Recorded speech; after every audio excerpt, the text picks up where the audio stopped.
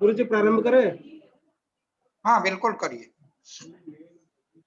अनेक शक्ति संघट प्रकाश लहरी तनु शुद्ध संबित शिव पायाद विभु श्री परमेश्वर।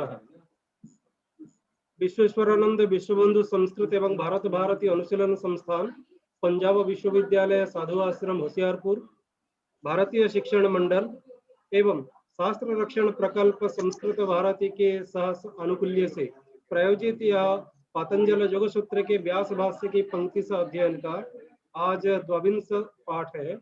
इस पाठ हेतु हमारे पूज्य गुरुवर उपस्थित है प्रोफेसर कृष्णकांत शर्मा जी।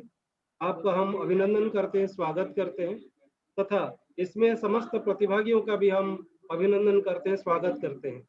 अब मैं गुरु जी से निवेदन करता हूं कि आज का पाठ वो प्रारंभ करें। विश्वेश्वरानंद विश्वबंधु संस्कृत एवं भारत भारती अनुशीलन संस्थान, भारत शिक्षण मंडल एवं संस्कृत भारती के शास्त्र रक्षण प्रकल्प के संयुक्त तत्वावधान में हम लोग व्यास भाष्य सहित पातंजल योग सूत्र का अध्ययन कर रहे हैं। उस क्रम में आज 22वां दिन है। हम लोगों ने पिछले दिन जो अध्ययन किया था उसके संदर्भ में संक्षेप में चर्चा करने के पश्चात हम आगे बढ़ेंगे। तो अविद्या, अस्मिता, राग, द्वेष और अभिनिवेश रूप जो 5 क्लेश है, उनमें से अस्मिता क्लेश का जो स्वरूप है उसके विषय में हम लोगों ने ये पढ़ा था कि दृक् दर्शन शक्त्योर एकात्मतेव अस्मिता। दृक् शक्ति अर्थात पश्यति इति दृक्, जो दृष्टा है वह पुरुष है, इसीलिए उसको दृक् शक्ति नाम से कहा जाता है। दृक् शक्ति अर्थात पुरुष आत्मा। और दर्शन शक्ति ही दृश्यते अनेन इति दर्शनम, अर्थात जो बुद्धि, क्योंकि देखने का जो साधन है वो बुद्धि है, जानने का जो साधन है वो बुद्धि है, इसीलिए उसको हम दर्शन शक्ति कहते हैं। तो दृक् शक्ति पुरुष और दर्शन शक्ति पुरुष, इन दोनों में वस्तुतः ये दोनों एक नहीं है, लेकिन एक न होने पर भी इन दोनों की एकात्मता इव, एकात्मता की भाव की जब इनका भान होता है, अर्थात इनका एक रूप जैसे हमको भान जब होता है, एक रूपता का जब भान होता है, उसी एक रूपता की जैसी जो प्रतीति है उसी प्रतीति को कहते हैं अस्मिता रूप क्लेश। इसी की व्याख्या करते हुए व्याख्याकार व्यास ने ये कहा था कि भोक्तृभोग्य शक्त्यो हो, पुरुषो दृक् शक्ति बुद्धिर दर्शन शक्ति इत्येतयोः एक स्वरूपापत्तिरिव अस्मिता क्लेश उच्यते। ये दृक् शक्ति जो है वो पुरुष है और दर्शन शक्ति बुद्धि है। इत्येतयोः एक स्वरूपापत्ति, इन दोनों की इन दोनों का जो स्वरूप है मानो एक हो गया हो, एकाकार हो गया हो, एक रूपता सी प्रतीति जो हमको होती है उसी को कहते हैं अस्मिता क्लेश उच्यते, उसको अस्मिता क्लेश कहा जाता है। अब इसके बाद बताया भोक्तृभोग्य शक्त्यो हो अत्यंत विभक्तयोर अत्यंत संकीर्णयोर अविभाग प्राप्ता विव सत्याम भोगः कल्पते। भोक्तृभोग्य शक्त्यो हो अत्यंत विभक्तयो हो, अत्यंत विभक्तयो हो अत्यंत असंकीर्णयो हो भोक्तृभोग्य शक्त्यो हो, जो कि भोक्तृ शक्ति और भोग्य शक्ति है। भोक्ता है वह पुरुष और भोग्य है वह बुद्धि। तो ये जो भोक्तृ शक्ति और भोग्य शक्ति है ये दोनों अत्यंत विभक्तयो हो, एक दूसरे से सर्व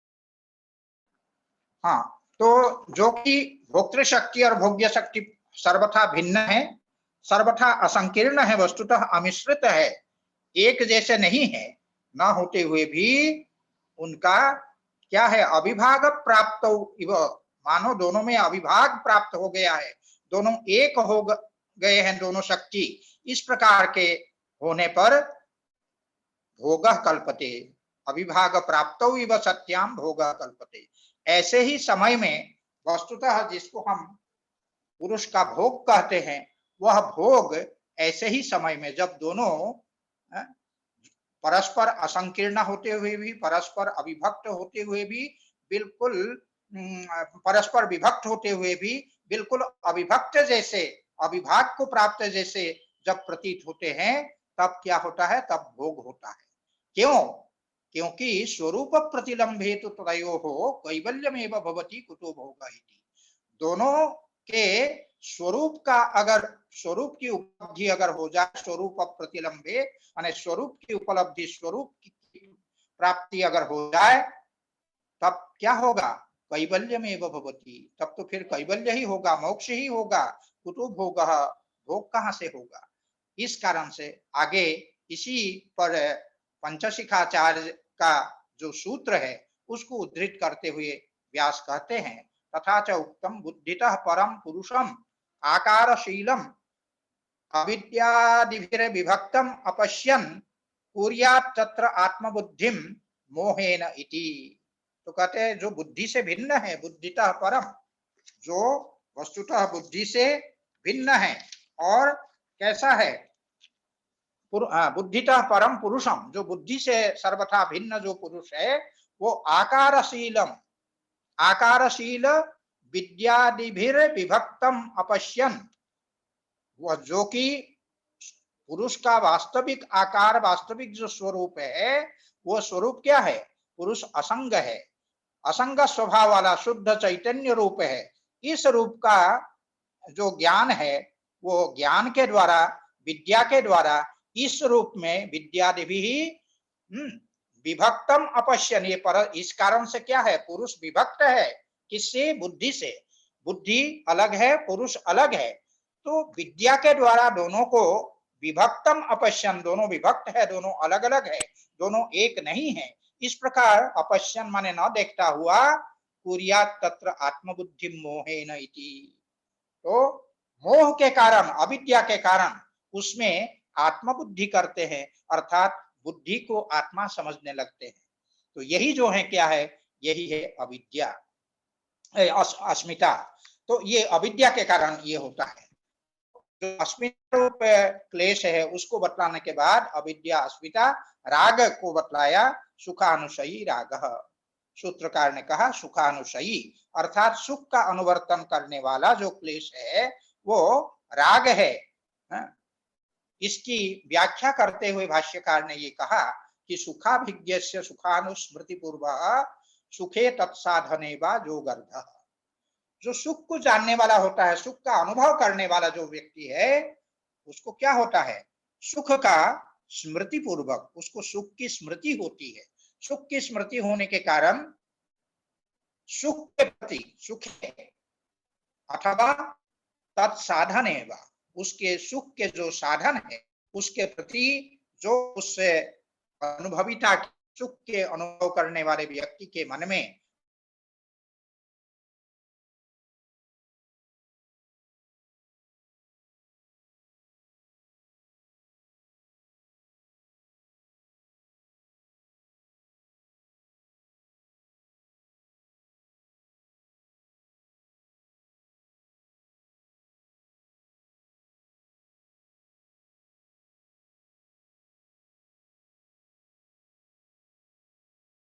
कहा दुखानुशयी द्वेषा, दुखानुशयी का मतलब वही है, दुख का अनुवर्तन करने वाला जो क्लेश है वो द्वेष कहलाता है।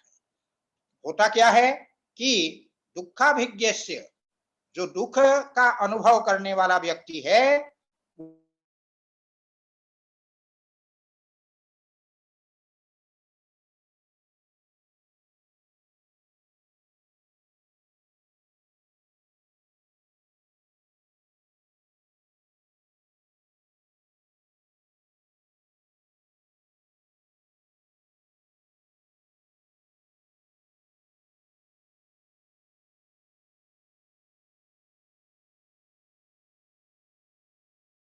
हिंसा होती है, मरण त्रास से होने वाला, जो मरण त्रास का जो अनुभव पूर्व जन्म में हुआ था, उसके कारण जो संस्कार रूप से जो स्थित रहता है, उसको कहते हैं स्वरसवाही।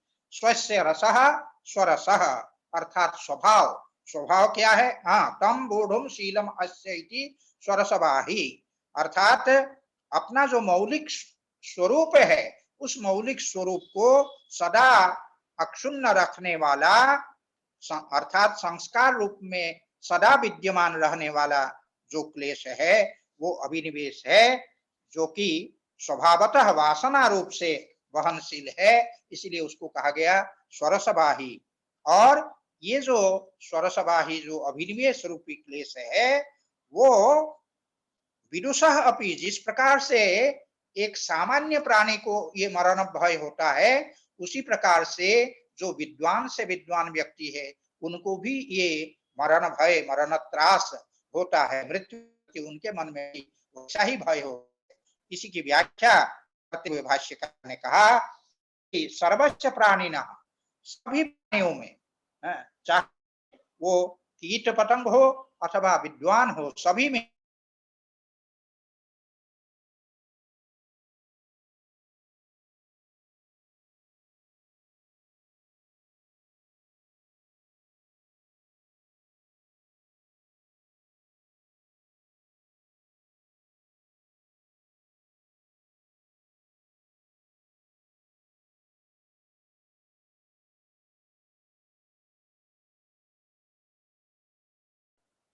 न भवम इति मां, अर्थात मैं कभी न रहूं, ऐसा कभी न हो। कहने का तात्पर्य क्या है? समिति, हमेशा मैं रहूं, हमेशा मेरी सत्ता है, मैं जीवित रहूं, इस प्रकार की एक आत्माशी ही, आत्म विषयक कामना, आत्म विषयक इच्छा हर प्राणी को होती है। और ये जो इच्छा होती है, ये इस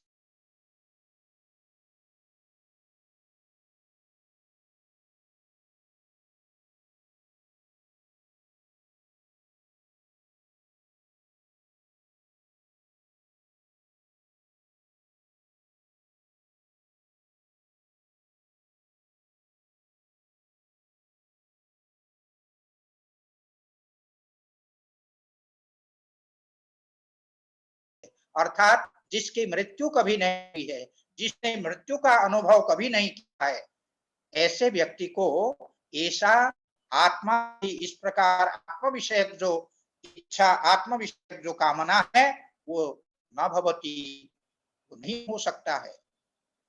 इसके द्वारा क्या होता है? एतया च पूर्व जन्मानुभव प्रति,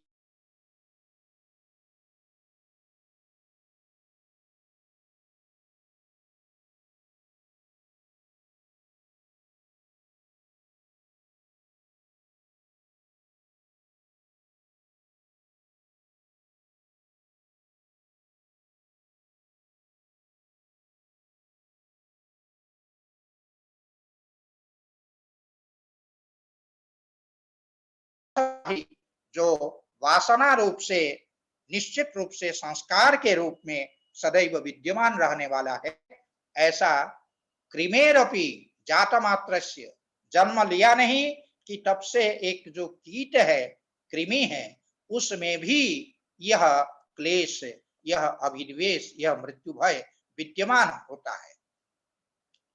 और ये जो मृत्यु भय है, वो प्रत्यक्ष, अनुमान और आगम के द्वारा इसको नहीं जाना जा सकता है।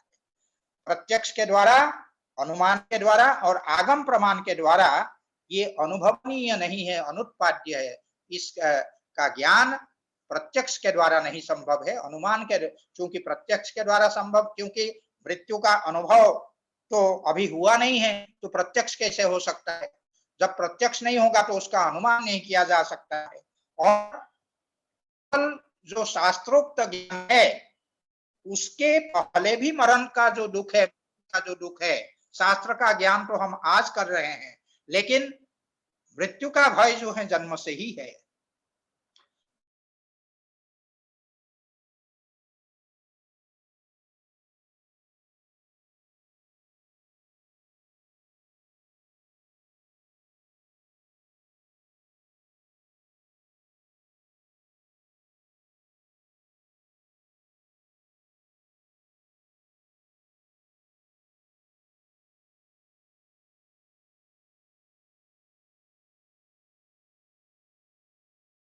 अनुभूतम मरण दुखम अनुमापयति।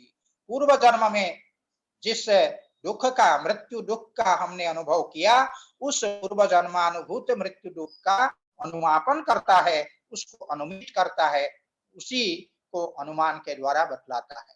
तो इसीलिए ये पूर्व जन्म में अनुभूत दुख के कारण ही हमारे चित्त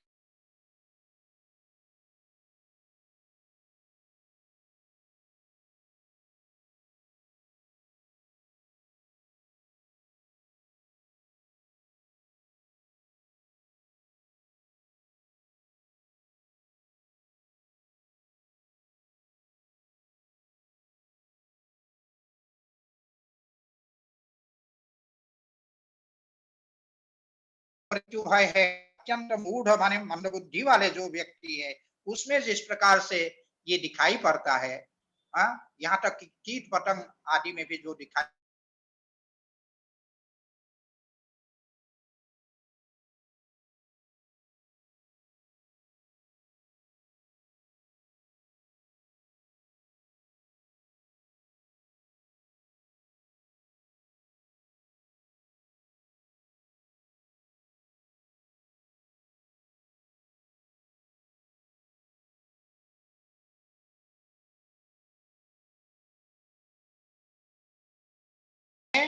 मृत्यु से होने वाले दुख का अनुभव दोनों ने समान रूप से चूंकि किया है, इसीलिए यह जो वासना है वो दोनों में समान रूप से विद्यमान रहती है। इसी बात को कहा समानाहितयोः कुशल अकुशलयोः, जो कुशल हो चाहे अकुशल हो, इन दोनों में ये समान रूप से ये मृत्यु भय विद्यमान रहता है। मरण दुखानुभवाद इयं वासना, मरण के दुख के भय अनुभव के कारण यह जो वासना है दोनों में समान विद्यमान रहता है। तो कहते हैं ते प्रतिप्रसव हेया सूक्ष्माः, ते अर्थात ते क्लेशाः, और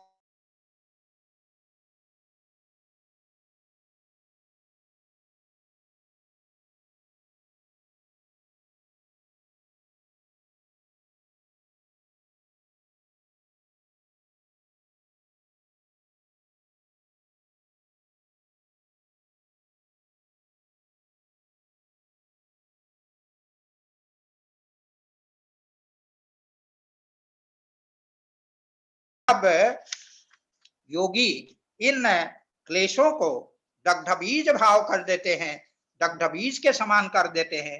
तब ये दग्ध बीज के समान जो क्लेश होते हैं, क्लेश सूक्ष्म कहलाते हैं। इसीलिए कहा कि सूक्ष्माः अर्थात क्लेशाः प्रतिप्रसव हेयाः, प्रतिप्रसव का तात्पर्य है चित्त का जो लय है। प्रतिप्रसव का मतलब है लय, चित्त का जो लय है, चित्त का अपने कारण में लय है,